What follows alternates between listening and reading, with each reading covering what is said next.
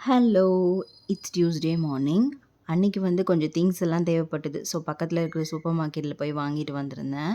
So, இந்த வரகரிசி வந்து வாங்கணும்னு நெனச்சிட்டே இருந்தேன். சின்ட்டு லஞ்ச் பாக்ஸ்க்கு வந்து ஏதாவது குடுத்து விடலாம் அப்படின்னு சொல்லிட்டு. ஸோ, வரகரிசி வாங்கியிருந்தேன். தென் வந்துட்டு சாட்டர்டே புட்டு, கடலைக்கறி பண்ணலான்னு புட்டு மாவு வாங்கியிருந்தேன்.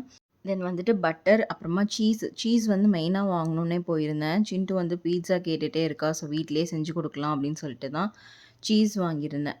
தென் வந்து சோளம் இருந்தது, வெள்ள சோளம். அத வச்சு தோசை மாவு அரைக்கலாம் அப்படின்னு சொல்லிட்டு அதுவுமே வாங்கியிருந்தேன்.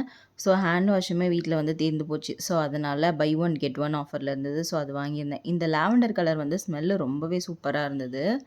ஸோ சின்ட்டுக்கு வந்து அன்னைக்கு லஞ்ச் பாக்ஸ்க்கு வந்து நெறைய வெஜிடபிள்ஸ் போட்டு சேமியா உப்புமா தான் பண்ணி குடுத்துருந்தேன். அன்னைக்கு காலையிலேயே நல்லா மழை பெஞ்சுட்டு இருந்தது. சின்ட்டு ஸ்கூலுக்கு கிளம்பும்போது லைட்டா தூறிட்டு இருந்தது. ஸோ அவள கொண்டு போய் ஸ்கூல்ல கொண்டு போய் விட்டுட்டு வந்தாச்சு.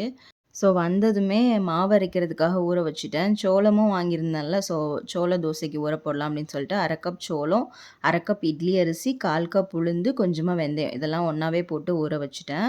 ஸோ ஈவினிங் அரைக்கணும். நார்மலான இட்லி மாவுக்குமே ஊற வச்சுட்டேன். ஸோ ஹஸ்பண்ட் வந்து மாம்பழம் வாங்கிட்டு வந்திருந்தாங்க. ஸோ அத கட் பண்ணி பார்த்துருந்தேன். ரொம்பவே ஸ்வீட்டா சூப்பரா இருந்தது.